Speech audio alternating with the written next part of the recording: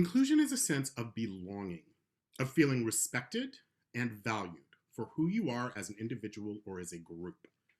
It is feeling a level of supportive energy and commitment from others so that you can do your best at work. The process of inclusion engages each individual and makes people feel valued. Individuals function at full capacity and they feel more valued and included in the organization's mission. This culture shift creates higher performing organizations where motivation and morale soar. Nina Simon, the former executive director of the Santa Cruz Museum of Art and History, suggests that organizations hang invisible welcome or not welcome signs above their doors, and that each group of people sees a different sign.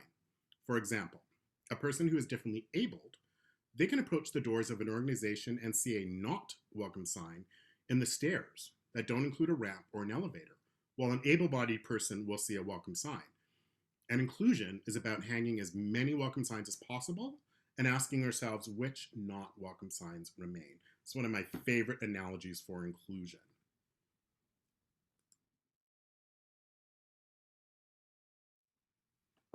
Ethically speaking, the advertising industry has a moral responsibility to reflect the population it communicates with. Yet, for most of the 20th century, the LGBTQ plus communities had very few visible, positive role models. And while this is changing, and it's changing quite dramatically, thank goodness, but progress remains under threat. Now, I referenced pop culture at the beginning of this presentation and how representation matters. So this seems to be a good place to introduce the concept of intersectionality.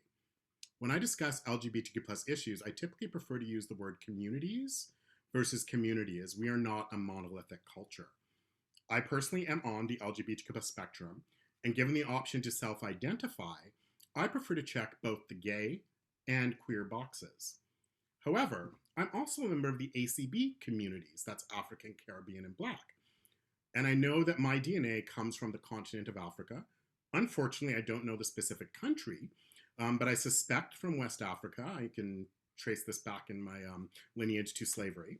The islands, specifically Bermuda, is where my parents were from, as well as Irish and possibly Portuguese and Spanish.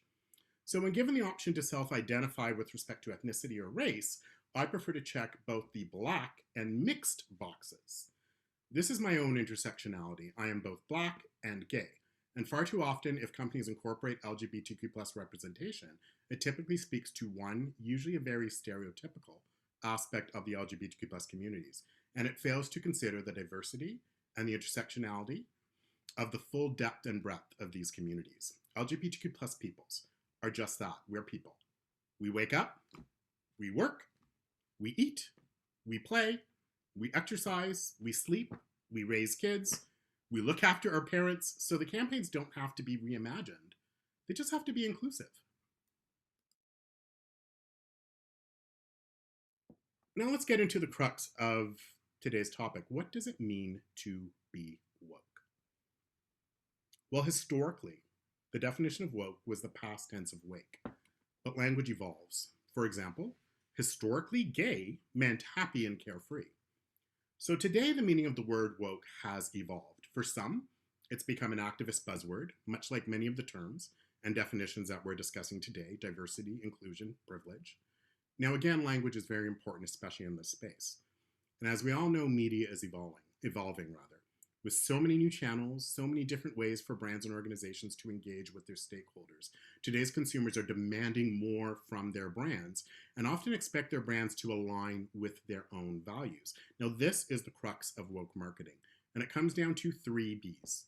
Number 1, be authentic.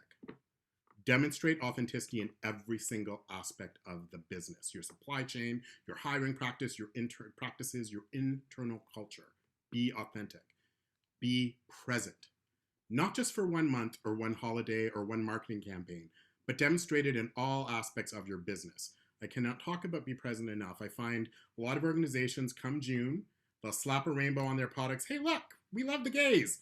And then, September, August, like, I'm gay the other 11 months out of the year. I'm not just gay in June.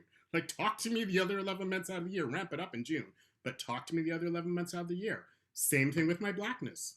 Don't just, slap on Black power symbols in February or what have you. I'm Black the other 11 months out of the year. Talk to me all through the year. Ramp it up in February. And then finally, be prepared. Not everyone's going to agree with your brand. They're not going to agree with that stance you might want to take. You will receive a backlash. But if you're being authentic, you're answering number one. Your stakeholders, and if you've been present, you're answering number two. Your stakeholders will know. They'll understand and they'll support you.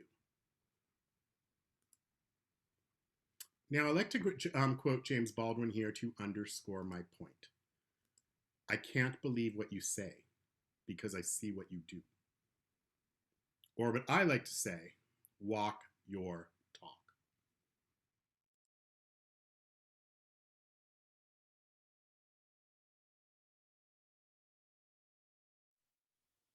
So, marketing and the ACB, African, Caribbean, and Black communities. So, in February of this year, celebrity stylist pictured here, Shiana Truini. She's worked with Beyonce, she's worked with Issa Rae and Future. She was also the costume designer for Queen and Slim.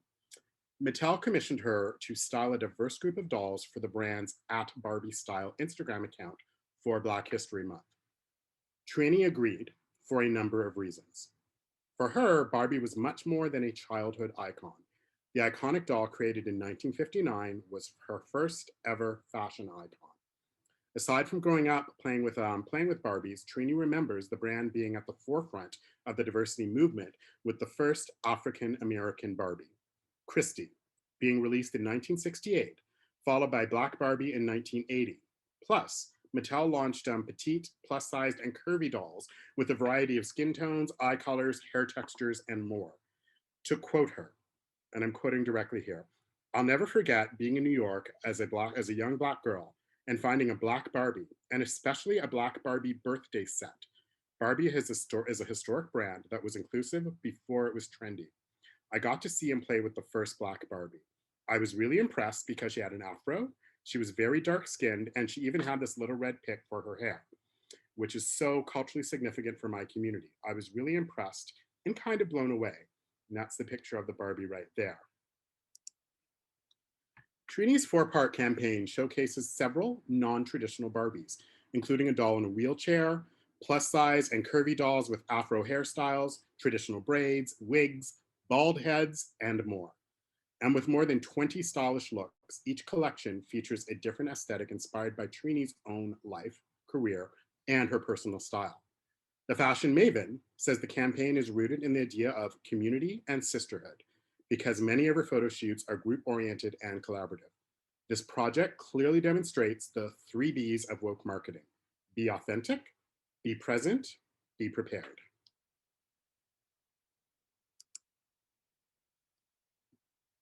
So, again, the key takeaway I want to leave you with are the 3 B's of woke marketing. Be authentic. Demonstrate authenticity in every single aspect of your business, your supply chain, your hiring process, your internal culture. Be present, not just for 1 month, not just for one holiday, not just for one marketing campaign, but demonstrate it in all aspects of your business all the time. And finally, be prepared. Not everyone will agree with your brand. You will receive a backlash. But if you're being authentic, your stakeholders will know and they will support you. Awesome. Thank you so much. That little egg on that piece of toast is making me hungry. Looks good. That's the exact way I love my eggs. Thank you again, Jefferson. Thank you everybody for your attention.